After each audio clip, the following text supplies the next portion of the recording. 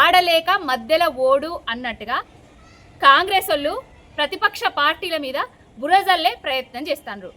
సకాలంలో నీళ్ళు ఇయ్యలేరు, సకాలంలో ఎరువులు ఇయ్యలేరు, సకాలంలో ఏది చేయలేరు. నమస్తే తెలంగాణ పేపర్లు ఒక్కటే బూచిగా చూపించుకొని రైతన్నల ఫోటోలు వేస్తున్నారు అని అన్నారు. మరి ఇదేం పేపర్ ఒక్కసారి చదవాలి, చదువు వస్తుందా రాదా అనేది ఒకసారి తెలుసుకోరి. ఇది ఈనాడు పేపరు.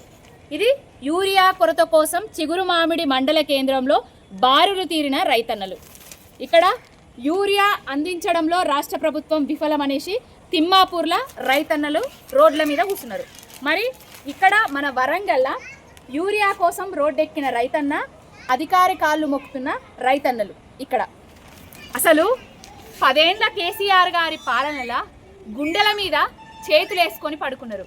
కానీ ఈ 20 నెలల్లో కాంగ్రెస్ పార్టీ అధికారంలోకి వచ్చిన తర్వాత గుంపు మేస్త్రి పాలనల గుండెలు పగిలేలా ఏడుస్తున్నారు రైతన్నలు. రోడ్ల మీదకి వస్తున్నారు, ఆర్తనాదాలు చేస్తున్నారు. అయ్యా యూరియా ఇయ్యండ్రి అనేసి బాంచని కాళ్ళు మొక్కుతా అని అడుక్కుంటున్నారు. బరిగీసి కొట్లాడి తెచ్చుకున్న తెలంగాణల, ఎందరో ఆత్మ బలిదానాలు చూసిన తెలంగాణల మళ్ళా అదే బాంచని కళ్ళు మొక్తా రాజ్యం వెళ్తుంది. ఏం తీసుకొచ్చినావు గుంపు మేస్త్రి? గొప్ప మార్పును తీసుకొచ్చినావు. రైతన్నలను రోడ్డు మీదకి తీసుకొచ్చినావు. తినే కంచంలా మన్ను పోస్తున్నావు.